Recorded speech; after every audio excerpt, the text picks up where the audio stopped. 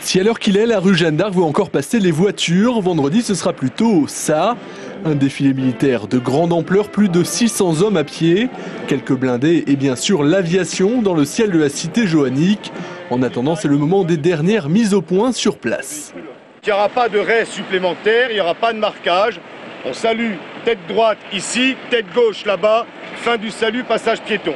Car tout doit être réglé comme du papier à musique pour les 100 ans du défilé militaire des fêtes de Jeanne d'Arc.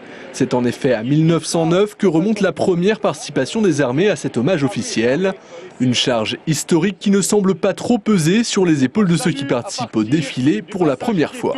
Pas de stress, les gens qui sont avec moi, les gendarmes qui sont avec moi, ils ont déjà répété. Il y aura une dernière répétition le 8 au matin.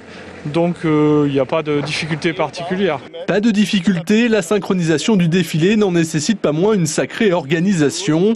À la baguette pour la 6e année consécutive, le chef d'orchestre s'apprête d'ailleurs à passer la main, non sans une certaine émotion.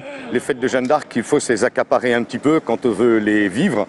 Et je me laissais bien accaparer parce que, mon général m'en avait confié la mission, et puis parce qu'il y a un comité de pilotage et un comité d'éthique en mairie auquel je participe régulièrement. Et voilà, je me suis accaparé les fêtes de Jeanne d'Arc et j'ai un petit peu un nœud au ventre pour ma dernière édition. Une édition qui débutera vendredi à 14h50, un horaire indicatif, car le lancement du défilé est soumis à une inconnue, la longueur du discours qui doit le précéder, celui de l'invité des fêtes joanniques, cette année l'écrivain Denis Tillinac.